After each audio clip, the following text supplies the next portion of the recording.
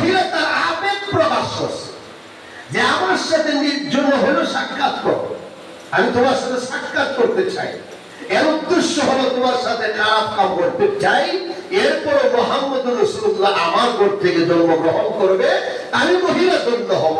নাউযুবিল্লাহ। আমার বড় ভাইরা, আল্লাহ তাআলা পৃথিবীর শুরু লগ্ন থেকে নিয়া আদম আলাইহিস সালাতু ওয়াস সালাম থেকে নিয়া ঈসা রূহুল্লাহ পর্যন্ত পৃথিবী আমেনা এবং আব্দুল্লাহ ওরস থেকে জন্মগ্রহণ করার আগ পর্যন্ত সমস্ত পুরুষের এবং মহিলার চরিত্রকে আল্লাহ তাআলা সিকিউরিটি দিয়ে ঘাট দিয়ে সুন্দর করে আল্লাহ রাসূলকে এই পৃথিবীতে আগমন করিয়েছে। সুবহানাল্লাহ বলে। এইজন্য রাসূলের আদর্শ আমাদের উত্তম আদর্শ। রাসূলের আদর্শ যদি আমরা আদর্শিত হতে পারি, রাসূল আমাদেরকে যারা শিক্ষা দিয়েছেন এটা যদি আমরা শিক্ষা গ্রহণ করতে পারি, রাসূল কোনোদিন জীবনে মিথ্যা কথা বলে নাই, রাসূল কোনোদিন নামাজ ছাড়ে নাই, রাসূল কোনোদিন ঘুষ খায় নাই, রাসূল কোনোদিন সুদ খায় নাই, এইগুলো যদি আমরা মানতে পারি তাহলে রাসূলের খাঁটি উম্মত। জনগণ কিনা? তাহলে রাসূলের খাঁটি উম্মত। কিন্তু আমরা দাবি করি আমি রাসূলের উম্মত, কিন্তু রাসূল যে রাস্তা চলছে এই রাস্তা আমরা নাই, রাসূল যেটা করেছে এই রাস্তা আমরা চলি না, রাসূল যে কাজ করেছেন এই কাজ আমরা করি না, রাসূল যেটা ভালোবেসেছেন এইটা আমরা ভালোবাসি না, শয়তান যেটা ভালোবাসছে ওইটাকে আমরা বেশি প্রাধান্যতা দেই। যেরকম ঠিক না? সামান্য একটা সুন্নত যদি আপনি দায়ী হিসাবে পালন করেন, এই সুন্নতটা আপনার জন্য অনেক অনেক বড় উচ্চ মর্যাদার হয়, আপনাকে জান্নাত দিতে পারে। সুবহানাল্লাহ।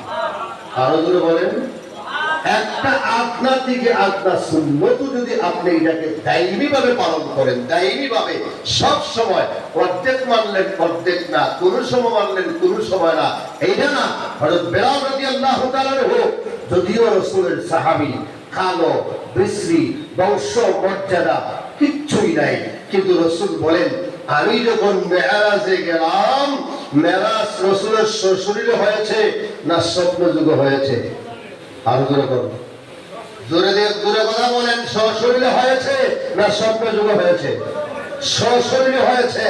এই কথাটা নাস্তিক মুরতাদরা মানে না, বিধর্মীরা মানে না যে রাসূলের সশরীরে মেরাজ ঘটে নাই, এই কথাটা তারা বিশ্বাস করে না।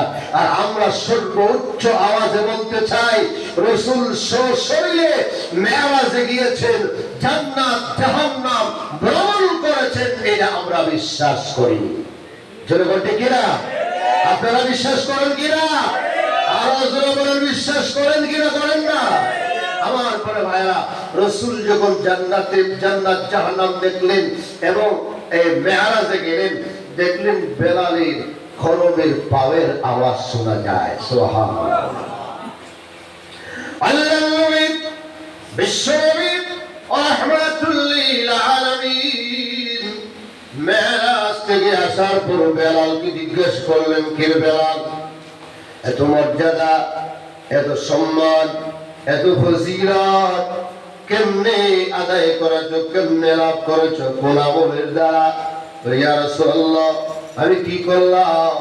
আল্লাহর নবী বলেন, বেলালে আমি যখন মেরাজে গেলাম, জান্নাতের ভিতরে তোমার পায়ের আওয়াজ আমি নবী নিজে শুনেছি। সুবহানাল্লাহ। কি মনে করেন কালো হইলো বংশ মর্যাদার দরকার নাই, কালো দরকার নাই, সুন্দর হওয়ার কোনো প্রয়োজন নাই, আল্লাহ দেখবেন তোমার আমল।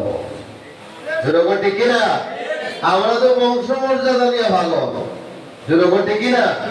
আমি সুন্দর, আমার বংশ এই, আমার এই, আমার সে, আমি সৈয়দ, আমি পাঠান, আমি খান, কত জাতের বংশ আমরা বাংলাদেশে আছে না নাই? আর বংশ মর্যাদা দিয়ে কি হবে যদি আমল করে জান্নাতে যেতে পারো না? বংশ মর্যাদা দিয়ে জান্নাতে যাওয়া যাবে না। যেরকম ঠিক কিনা? আবু জেহেল কুরাইশ বংশের আছেন কিনা? যেরকম পৃথিবীতে যত বংশ আছে সবচেয়ে উত্তম বংশ হলো কুরাইশ বংশ। যেরকম ঠিক কিনা? এই বংশের হয়েও কাজে আসে নাই, জাহান্নামে গেছে। যেরকম ঠিক কিনা? কোথায় গেছে? জাহান্নামে। আর বেলালের বংশ মর্যাদা নাই, সেবা সুরত সুন্দর নাই, শরীরও সুন্দর নাই, দেখতেও সুন্দর নাই, কথাবার্তাও সুন্দর নাই, কথাবার্তা এত সুন্দর করে মোলায়েম করে বলতে পারতেন না। এরপর আল্লাহর কাছে কত দামি আর কত ইজ্জত আর মর্যাদাশীল হয়েছে একটা আমলের কারণে। সুবহানাল্লাহ। কি আমল? আল্লাহর নবী বলেন, বেলাল এমন কি আমল করেছো যে আমলের দ্বারা আল্লাহ তোমার এত মর্যাদা এত সম্মান বাড়িয়ে দিয়েছি? বেলাল বলে, ইয়া রাসূলুল্লাহ, ইয়া হাবিবাল্লাহ, আমি উল্লেখযোগ্য কোনো আমল করি নাই। তাহিয়াতুল উযু। সুবহানাল্লাহ বলে, আমি যেই সময় উযু করি, উযু করার পরে আমি 2 রাকাত তাহিয়াতুল উযু নামাজ পড়ে নেই। আমি 2 রাকাত নফল নামাজ আদায় করি। যেই সময় উযু করি না কেন, দিনে করি, রাতে করি, সকালে করি, বিকালে করি, যেই সময় আমি উযু করি না কেন, তাহিয়াতুল উযু করার পরে আমি তাহিয়াতুল উযু 2 রাকাত নামাজ আদায় করে নেই। আমার মনে হয় এই আমলটা আল্লাহর কাছে পছন্দ হয়েছে। আল্লাহর নবী বিশ্বনবী রাহমাতুল লিল আলামিন বলেন, বেলাল, অবশ্যই আমলটা আল্লাহর কাছে ফজিলতপূর্ণ হয়ে গেছে, পছন্দ হয়েছে বিদায় আল্লাহ তাআলা জান্নাতে তোমার পায়ের আওয়াজ, জুতার আওয়াজ পর্যন্ত আমি আল্লাহর রাসূলের কানে শুনেছি। সুবহানাল্লাহ। আরো জোরে বলেন সুবহানাল্লাহ। কত মর্যাদা আর কত ইজ্জত আর কত সম্মান আল্লাহ দিয়েছেন। বলে কেন দিয়েছেন? এটা এমনি হয় নাই, নামাজ না পড়া হয় নাই, রোজা না রাখতে হয় নাই, আল্লাহর হুকুম না মানতে হয় নাই। অবশ্যই আল্লাহর হুকুম মানছে, নবীর তরিকা অবলম্বন করেছে, সুন্নাত পালন করেছে। আপনার দিকে আপনার একটা সুন্নত যদি আপনি আদায় করেন, এই সুন্নতটা আপনার জন্য অনেক দামি হয়ে যাবে। সুবহানাল্লাহ। আচ্ছা, মনে করেন আপনার মাথার টুপি দেই না দেই না, টুপি মাথার দেই, টুপিগুলো আমরা 24 ঘন্টা দেইনি, যেরকম 24 ঘন্টা দিই না।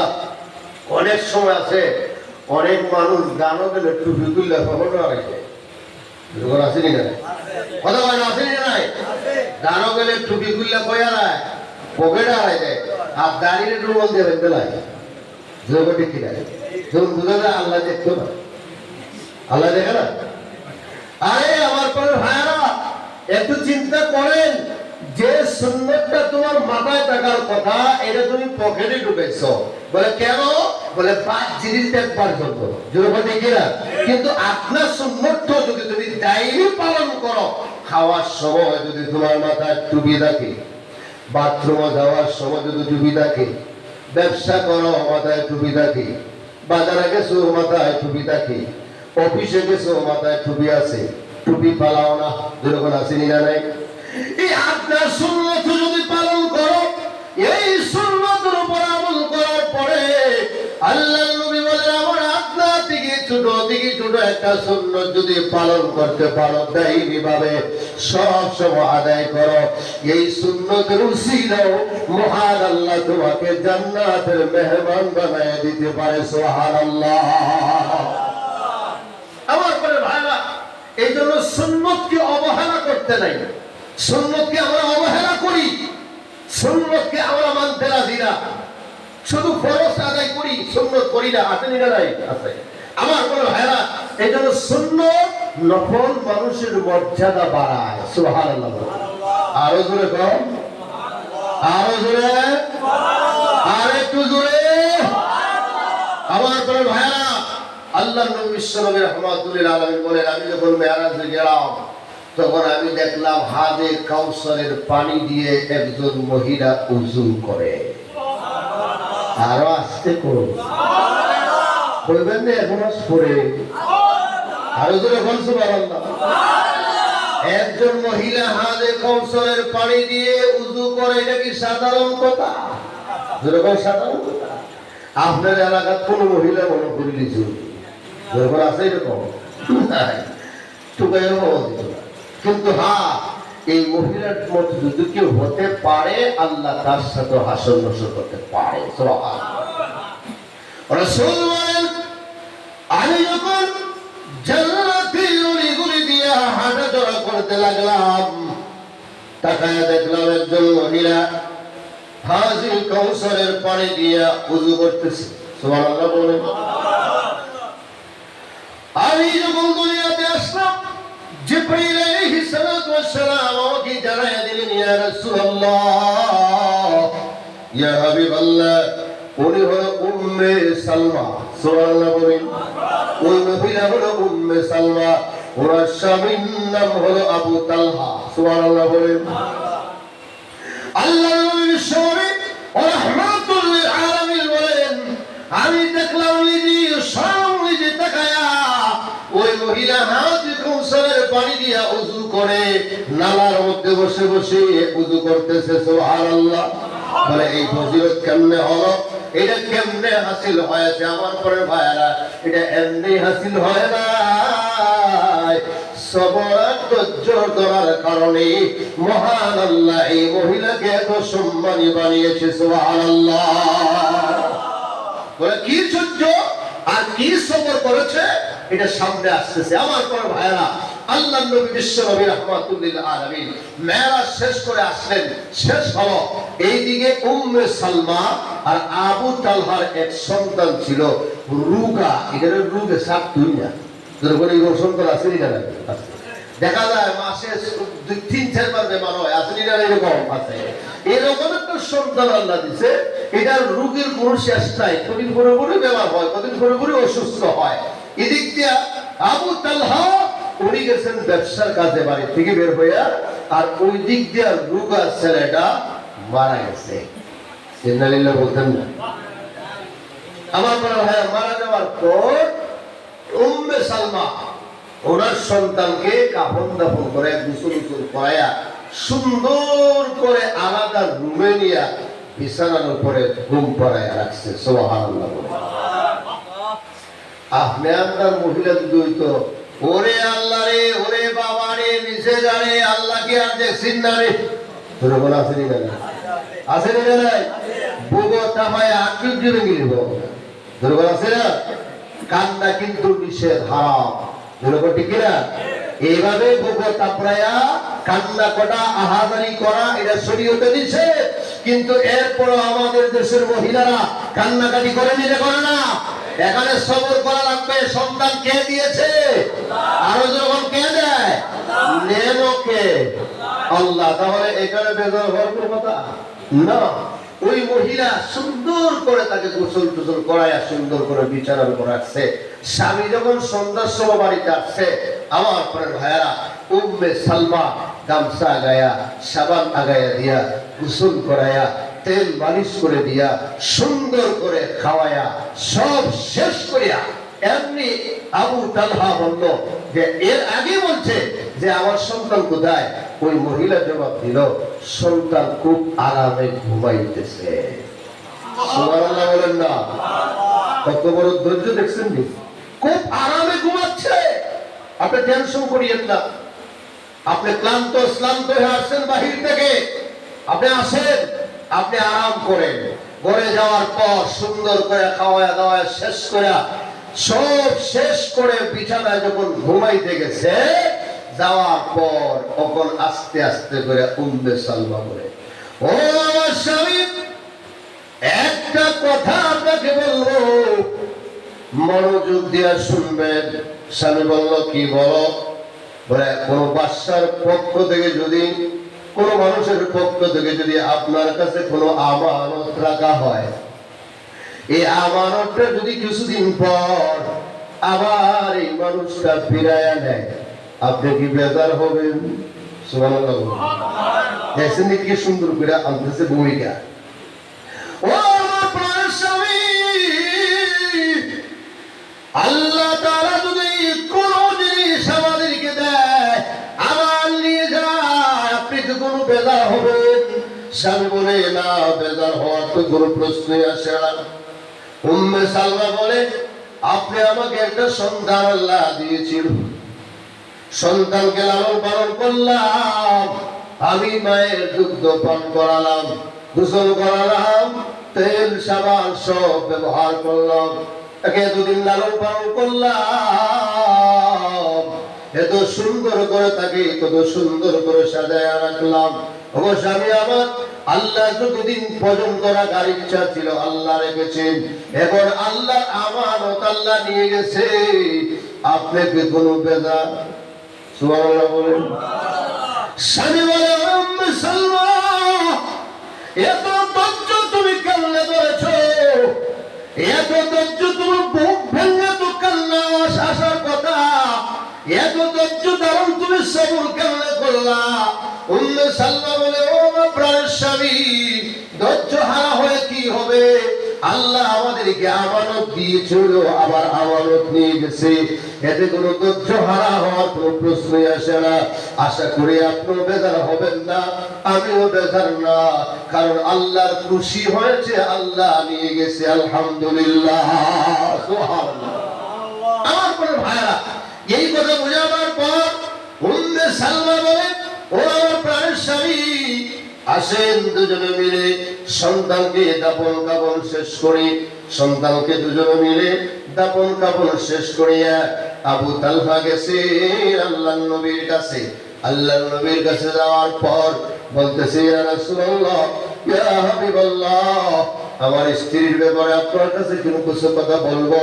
আল্লাহর নবী বলেন, বিশ্ব নবী বলেন, হে আবু তালহা, তুমি বলা লাগবে না, তুমি আসার আগে তোমার স্ত্রীর খবর মহান আল্লাহ জিব্রাইলের মাধ্যমে আমার কাছে পৌঁছে দিয়ে গেছে। আরো জোরে কোন সুবহানাল্লাহ।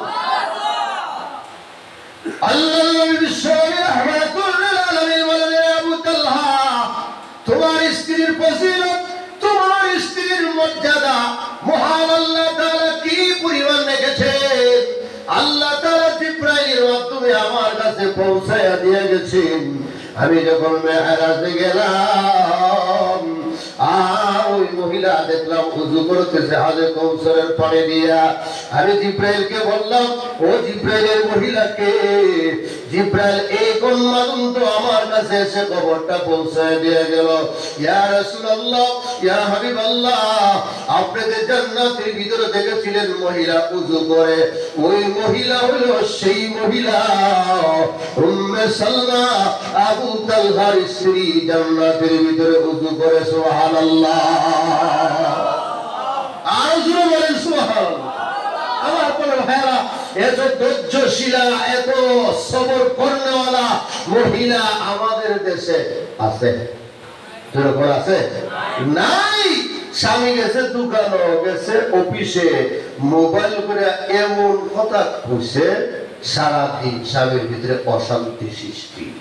যেরকম দেখি না, কেউ অফিস আর কেউ দোকানদার, কেউ ব্যবসা, স্বামীর মাথা দিছে একবারে নষ্ট কইরা, এটা পাগল আল্লাহ করেছে, এমন খবর দিছে, তোমার মা এইটা করছে, সেইটা করছে, তোমার বাবা এই করছে, সেই করছে, তোমার ভাই করছে ওইটা, তোমার বোন করছে ওইটা, ওই সমস্ত খবর কইরা তার মাথার সব উল্টা পাল্টা করে দিয়া স্কুল ঢিলা করে দিছে। এখন এটা 500 টাকার বদলা 1000 টাকা দিয়েছে। আসেনি না? দুর্বল আসেনি না? আমার পরে ভাইরা, এই জন্য ধৈর্য ধরা লাগবে, ধৈর্য ধরা লাগবে, সবর করা লাগবে। ও আমার মা বোনেরা, ধৈর্য ধরতে হবে, সবর করতে হবে। সবর যদি করো আর ধৈর্য যদি ধরো, উম্মে সালমার মতো, আয়েশার মতো, খাদিজার মতো, ফাতিমার মতো তোমাকে আল্লাহ তাআলা জান্নাত দিবে। সুবহানাল্লাহ বলেন না? আমার বড় ভাইরা, আজকে আমাদের সমাজ থেকে ধৈর্য সবর আমাদের কাছ থেকে উঠে গেছে, একবারই নাই। আমার বড় ভাইরা, মহিলারা স্বামীকে সম্মান করতেই চায় না, চাকরের মতন ব্যবহার করে। আসেনি না নাই? আরো করে আসেনি না নাই? আপনাদের এলাকার না থাকতে পারে, আপনাদের এলাকার সব মহিলা আবেদা, সালেহা এবং ফাতেমার মতো, আয়েশার মতো, খাদিজার মতো, তারা সব পরহেজগার, আল্লাহওয়ালা। একজন আল্লাহ দিলে খারাপ না, সব ভালো আছে। যেরকম ঠিক না, সব ভালো আছে আলহামদুলিল্লাহ। আল্লাহ ভালো রাখো, তার আল্লাহ দোয়া করি আল্লাহ ভালো রাখতো কিয়ামত পর্যন্ত। আমিন বলেন। আমার মনে ভাইরা, আল্লাহর নবী বিশ্ব নবী রাহমাতুল লিল আলামিনের মর্যাদা, ইজ্জত, সম্মান সমস্ত পয়গম্বরের চাইতে ঊর্ধ্বে এবং সমস্ত পৃথিবীর চাইতে আকাশ জমিনে যত মখলুকাত আছে সবচেয়ে ঊর্ধ্বে আল্লাহর নিচে, এটা হলো রাসূলের মর্যাদা আর সম্মান। যেটা বলে কিনা সমস্ত মখলুকের ঊর্ধ্বে আল্লাহর নিচে, যেটা বলে কিনা আল্লাহর নিচে। এজন্য আল্লাহ নবী সাল্লাল্লাহু আলাইহি সাল্লাম এই মাসে জন্মগ্রহণ করেছে, আবার এই মাসেই 12 রবিউল আউয়াল আল্লাহ নবী দুনিয়া থেকে বিদায় নিয়েছেন। এবং এই মাসের উদ্দেশ্য করে আমাদেরকে অনেকে প্রশ্ন করে, আপনারা করেন সিরাতুন নবী আর অন্যজনরা করেন মিরাজুন নবী, আপনারা ফাটাফাটি শুরু করছেন, আমরা কোন দিকে যাইতাম? মানে কোন দিকে যাওয়ার দরকার নাই, মাঝখানে থাকুন। জোরকটে কিনা এদিকেও যাই না ওইদিকেও যাই না, মাঝখানে থাকুন। বলে মাঝখানে কি বলে মিরাজুন নবী আর সিরাতুন নবী, মাঝখানে যা আছে মধ্যখানে রাসূলের জীবনীতে যা আছে, রাসূল যা করেছেন তা আমরা করব, রাসূল যেটা করে নাই ওইটা আমরা করব না। জোরকটে কিনা আর জোরকটে কিনা এইটা আমরা করব না। তুমি ওইদিকে যাই না ওইদিকেও যাই না, মধ্যখানে থেকে ইবাদত করো, বندگی করো, নামাজ পড়ো, রোজা রাখো, হজ করো, যাকাত দাও, আল্লাহর জিকির করো, কোরআন তেলাওয়াত করো। আমার দিকে আইও না, ওনার দিকে যাইও না, মধ্যখানে থেকে আল্লাহর ইবাদতটা করে নাও, আল্লাহ জান্নাত দিবে। জোরকটে কিনা জোরকটে কিনা আমার বড় ভাইরা, এই জন্য অনেক আলোচনা হয়েছে সিরাতুন নবীর আর মিলাদুন নবীর। আপনারা শুনতেও আসছেন যে সিরাতুন নবীর আলোচনা এবং মিলাদুন নবীর আলোচনা অনেক উলামায়ে কেরাম করতেছেন। আমার আগে যারা আলোচনা করেছেন তারাও বলেছেন মিলাদ শব্দের অর্থ হলো মাত্র জন্ম। কি জন্ম?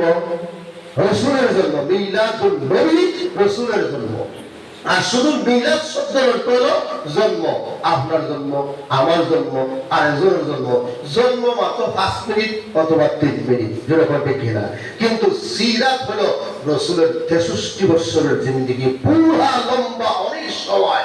এই 63 বছরের জিন্দেগিতে রাসূল কি করেছেন, সাহাবায়ে কেরামকে কি করার জন্য বলেছেন, ওইটা আমাদের জন্য ফলো করার দরকার আছে না নাই? আছে। ওইটা আমরা ফলো করব, আমরা ওই দিকে আর সেই দিকে যাব না। আমার বড় ভাইরা, আমি কই না আপনি আমার দিকে আসেন, আপনার মস্তিষ্ককে, আপনার ব্রেনকে ওয়াশ করে আপনি নিজে নিজে চিন্তা করেন কোনটা সঠিক আর কোনটা অঠিক। খানার সময় যদি নাকের সামনে নিলে পরে কোনটা গন্ধ করে আর কোনটা দুর্গন্ধ, কোনটা ঘ্রাণ, এটা বুঝতে পারেন। ইসলামের বেলাও বোঝা আপনার জন্য সহজ। যেরকম কিনা আরো যেরকম কিনা এটা আপনার জন্য বোঝা সহজ। আল্লাহ নবী বিশ্ব নবী রাহমাতুল লিল আলামিন, রাসূলের মর্যাদা, ইজ্জত, সম্মান কে দিয়েছেন? আরো যেরকম এখন যদি রাসূলকে উঠে গালি দেয় কোন কুলাঙ্গার, কোন বদমাশ, কোন ডাকাত, কোন চোর, কোন বিধর্মী, কোন কাফের, কোন ইহুদি, কোন খ্রিস্টান, রাসূলের জন্ম নিয়া এবং রাসূলের চরিত্র নিয়া কেউ যদি কোন কটাক্ষ করে, কোন গালি দেয়, রাসূলকে গালি দেয়, তাহলে আমাদের সর্বোচ্চ ঈমানের পরিচয় ঈমানদার, সাথে সাথে তাকে কতল করা। যেরকম কিনা সাথে সাথে কি করা? কতল করা, মেরে ফেলে দেওয়া, তাকে আঘাত করা, এটা সর্বোচ্চ ঈমানদারের পরিচয়। আমার সামনে গালি দিলে যদি আমার ঈমান উজ্জীবিত না হয়, আমার ঈমানের পর যদি না আসে, বোঝা গেল আমি ঈমানদার না, বেঈমান। যেরকম কিনা আমার সামনে আপনার সামনে রাসূলকে কত গালি দেয়, মোল্লারা কেন নাচে? এরকম মুনাফিক আছে না নাই? আর যেরকম আছে না নাই? মোল্লারা কেন নাচে? মোল্লারা কেন নাচে তুমি বুঝো না? মোল্লাদের ঈমানের পাওয়ার আছে, এই জন্য নাচে। তোমার ঈমানের পাওয়ার নাই, তোমার ভিতরে বেঈমানে গ্রাস করেছে, তোমার ভিতরে কাফেরে গ্রাস করেছে, তোমার ভিতরে ইহুদি খ্রিস্টানে গ্রাস করেছে, তোমার ভিতরে বিধর্মীরা ইনজেকশন দিয়েছে। এজন্য রাসূলকে গালি দিল, তোমার ঈমানের পাওয়ার বাড়ে না। তোমার সামনে গালি দিল, তুমি বেজা বিড়ালের মতো ঘরে ঢুকে যাও, কোনো আঘাত করো না, প্রতিবাদ করো না। এইরকম মুনাফিক পাকা মুসলমান আসেনি না নাই? আরো জোরে আসেনি না নাই?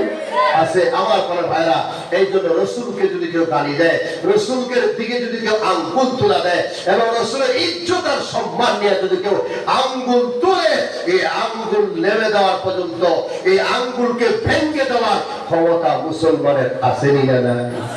আরো জোরে আসেনি না নাই? আছে। আমার বড় ভাইরা, বোম্বাই ভারতে আপনারা দেখেছেন রাসূলের প্রেমিকেরা কি পরিমাণ ভালোবাসা দেখিয়েছে।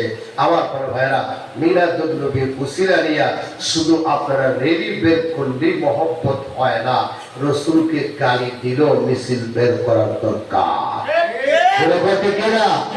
রসুলকে গালি দিলেও মিছিল বের করার দরকার, প্রতিবাদ করার দরকার।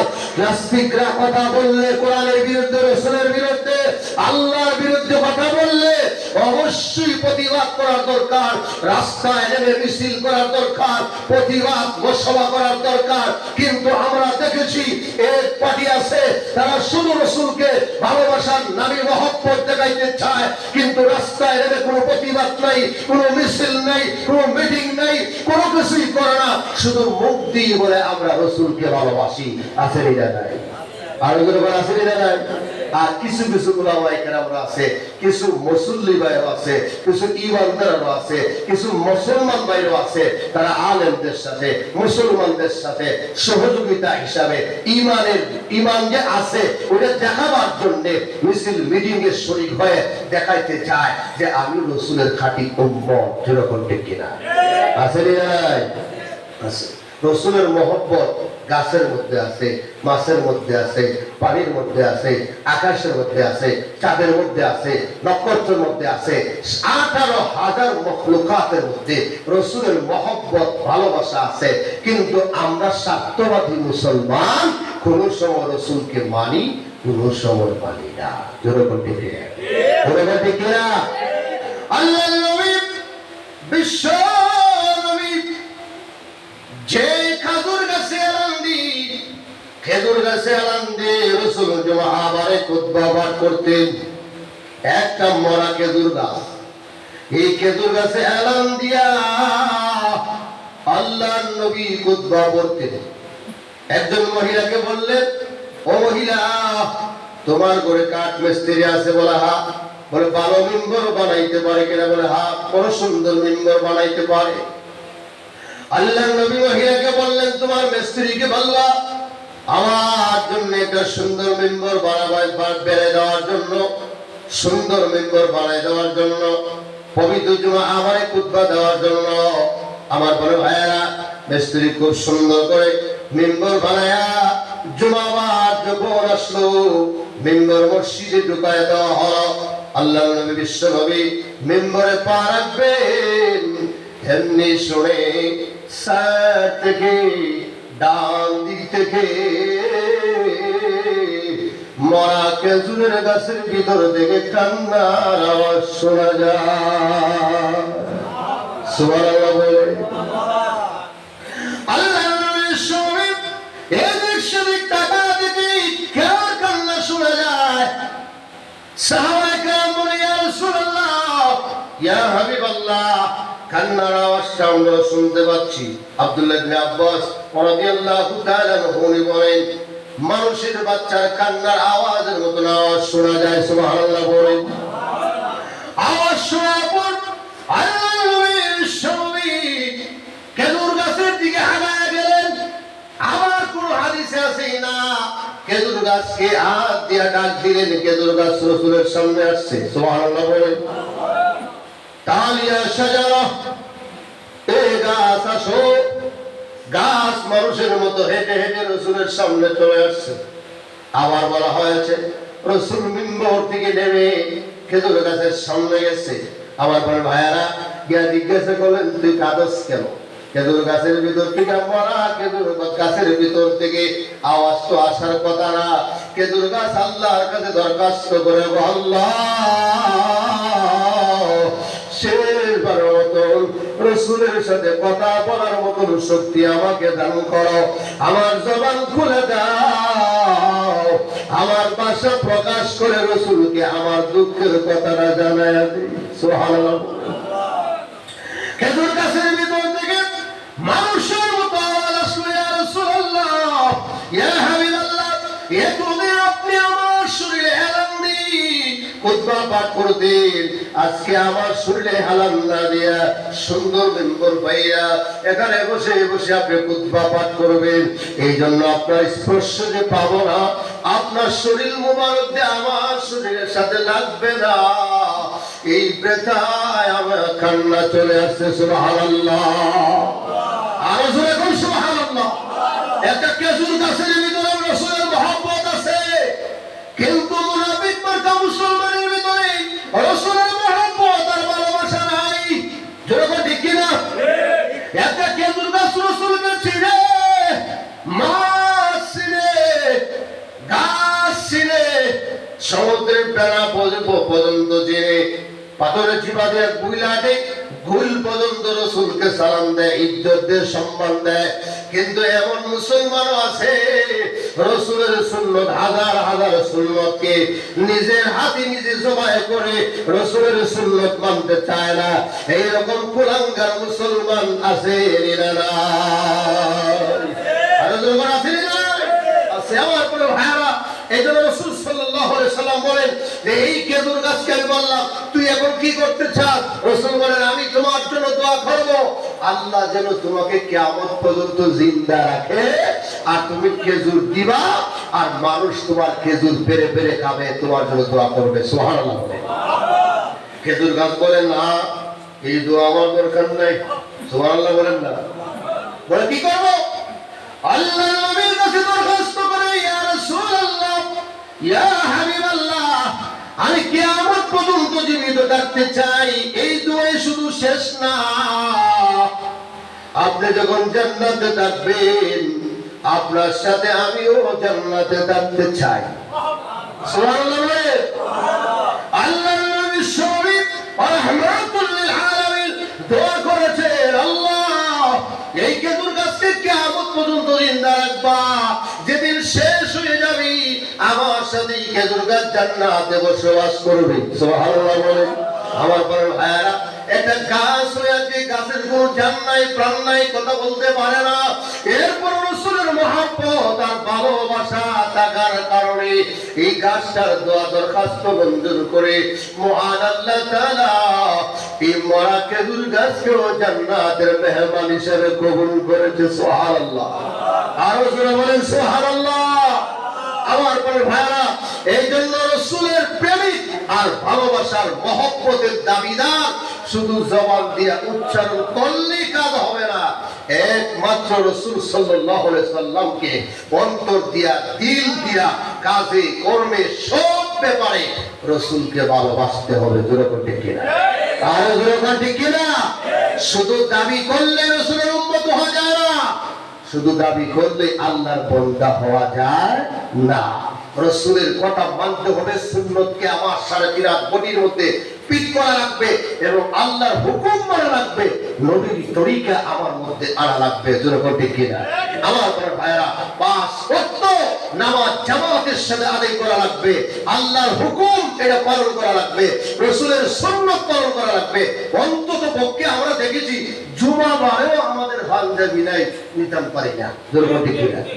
অন্তত পক্ষে জুম্মার দিনটাও একটা পাঞ্জাবি পরিধান করে নামাজে যাও, টুপিটা মাথায় রাখো, সুন্নাতটা পালন করো।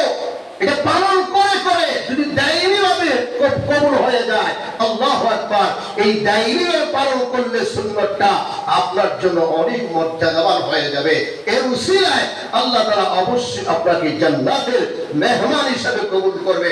আমার পর ভাইরা, আমাদের আলোচনা তো আপনারা সবসময় শোনেন, আমরা তো আগে বলেছি গরুর মুরগি ডাইরের সমান।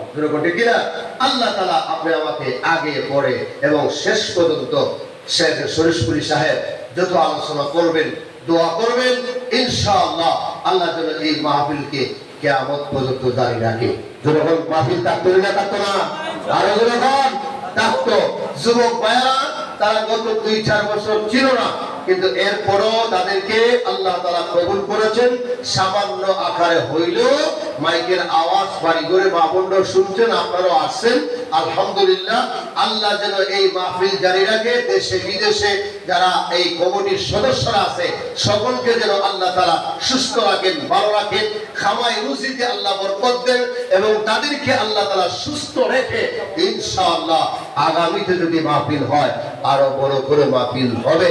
আপনাদের মনে মনে হলো ও বাজারের ইমাম সাহেব, মসজিদের ইমাম সাহেব, সুরি সাহেব, এরা বাস্তবে যদি ঢাকার থেকে লন্ডন থেকে বালা আসি, লন্ডন থেকে এলে কিন্তু আরেক কোরআন শরীফ থেকে ওয়াজ করবো, যেরকম আরেকটা থেকে না, কোরআন শরীফ একটা কথা এক, রাসূল এক, আল্লাহ এক, কোরআন এক, আমাদের কথাও এক। এই জন্য আল্লাহ পাক রব্বুল আলামিন আপনি আমাকে যা কিছু বলেছি অল্প সময়ের ভিতরে আল্লাহ যেন আমল করার তৌফিক দান করেন।